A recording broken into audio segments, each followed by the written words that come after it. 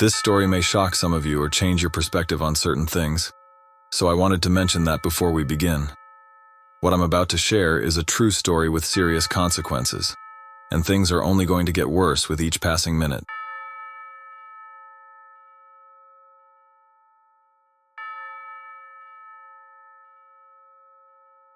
On the night of April 25, 1990, two people happened to notice someone lying on the side of the road. They realized that a young girl has been hit by a car and the vehicle had run over her. The young woman is severely injured and rushed to the hospital.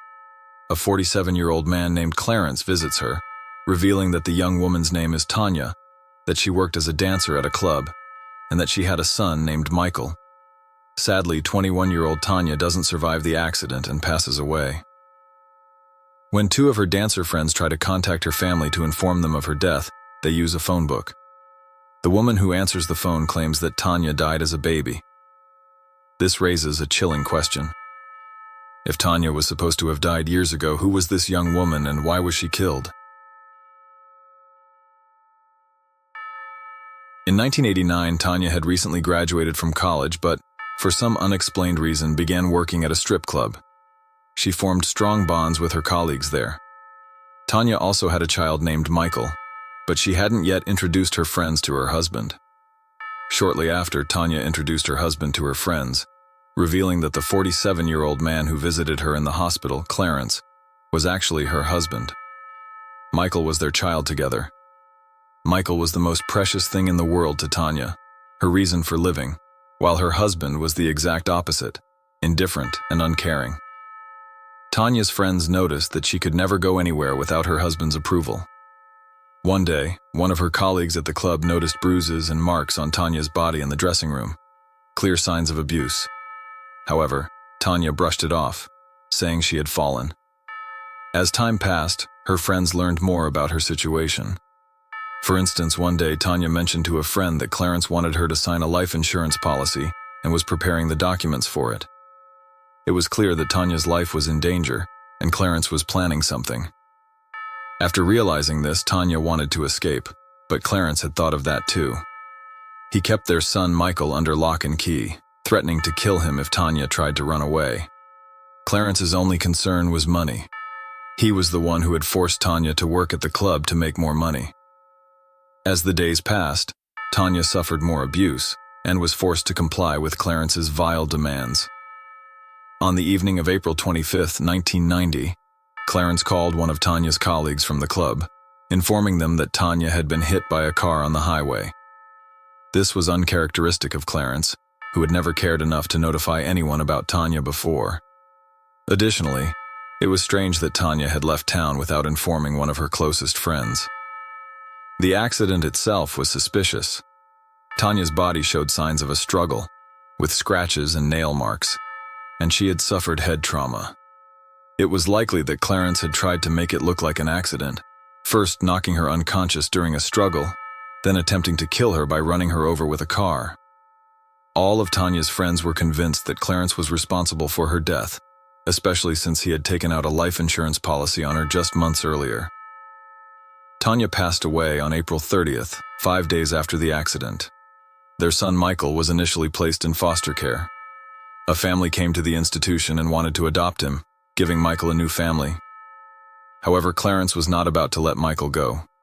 Despite never caring for Michael before, Clarence would do everything in his power to get him back or at least gain visitation rights.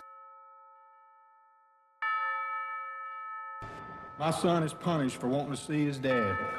Locked in his room and his toys are taken away, and he's told that his dad's a mean man, which I was unable to give my son during a period of weak time that my wife died tragically. The court ruled that Clarence could see Michael, but Michael despised him, constantly muttering, "He's a bad man, a bad man." Eventually, a decision was made to conduct a DNA test to determine if Michael was really Clarence's son. Surprisingly, the DNA test came back negative, meaning Michael was not Clarence's son. Clarence would no longer be allowed to see him, at least for a while.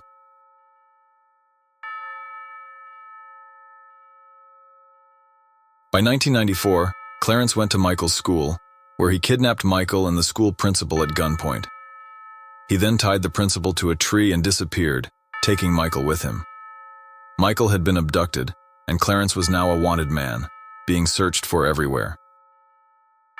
Franklin Floyd during this whole time period. The FBI discovered that Clarence had previously attempted to collect money from the life insurance policy he had taken out on his wife.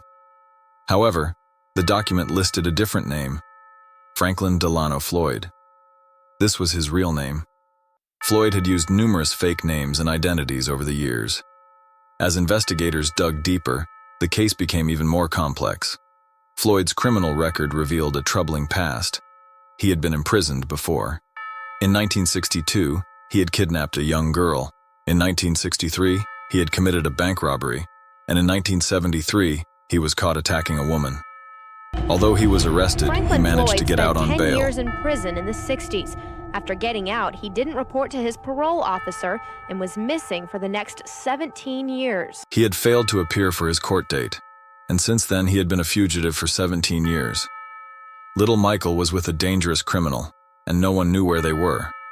After reviewing his criminal record, authorities suspected that Franklin had killed Tanya. When the police spoke with Tanya's former classmates to gather more information about her, they encountered another shocking revelation. The person they knew as Tanya was registered in school records and graduation certificates as Sharon Marshall. What was really going on here?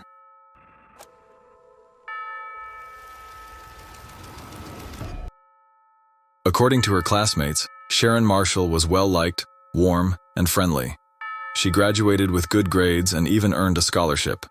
To celebrate her achievement, her father published a full-page congratulatory ad in the school yearbook. However, the photo in the ad was strangely inappropriate for a school yearbook. Why would a dad choose something sexy for his daughter? That doesn't make any sense. A while later, Sharon confided in a friend that she was pregnant and wanted to have the baby, planning to give it up for adoption. After this news, her father decided not to send her to college and instead moved them to another city. Once they settled in, both changed their names. Sharon Marshall became Tanya, and Warren Marshall became Clarence. After adopting these new identities, the two got married. While the police were interviewing Franklin Floyd's neighbors, they discovered a photo of Floyd from the 1970s, showing him with a young girl about 4 or 5 years old. The neighbors identified this girl as Sharon. This led to a disturbing question. Had this man married his own daughter?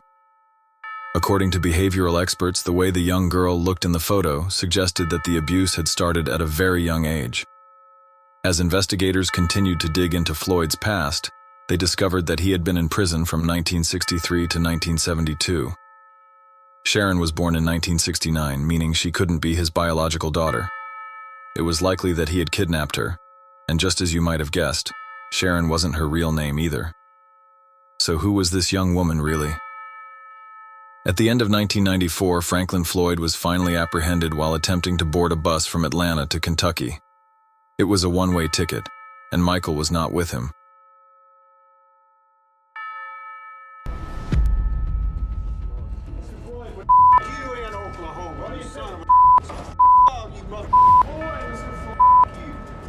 In the days that followed, the police discovered a hidden package under Floyd's car. Inside the package were several photographs. One of the photos showed Sharon along with another girl who had been severely beaten. A year after this package was found in 1995, police uncovered a decomposed body buried along the side of a highway. The body was identified as Cheryl Comesso, a woman who had previously worked at the same club as Sharon, or rather, the woman posing as Sharon. Cheryl was the girl in the photograph taken by Franklin Floyd. Eventually, Floyd was arrested and sentenced to death. Meanwhile, little Michael was in grave danger because the man who had kidnapped him was now a convicted murderer. The police were searching for Michael everywhere and investigating his whereabouts. During the investigation, Floyd claimed that he had given Michael to a wealthy individual, that he didn't know where the boy was, and that he loved him. The police knew these statements were nonsense. Eventually, 2 experienced detectives managed to get Floyd to crack during an interrogation, and he confessed to everything. Floyd admitted, "To end it quickly, I shot Michael in the back of the head twice." Floyd also revealed a crucial piece of information during the investigation. the real name of the girl he had kidnapped and married. Her true name was Suzanne Marie Savakis. Suzanne Marie Savakis had parents who were still alive. After her father returned from the Vietnam War, his relationship with Suzanne's mother deteriorated, leading to their divorce. Left alone with 3 children, her mother realized she couldn't take care of them and placed them in a social services agency. Their father didn't want to take custody of any of the children. This is where everything began to go wrong. Suzanne's mother, following advice, went to a church where she met Franklin Floyd. She married him, but things quickly took a turn for the worse. Arguments, threats, and abuse ensued. Eventually, Franklin kidnapped all the children except for Suzanne, leaving the others at an orphanage. Their mother only went to the police, but she didn't act like a mother who had lost her children. She almost seemed relieved. Their father never pursued them, showing complete indifference. In their selfishness, Suzanne Marie Savakis' negligent parents handed her over to a depraved killer. Their carelessness ultimately led to the tragic fates of both Suzanne and Michael. I'm Hidden Truths. Please follow and like the video. See you next time.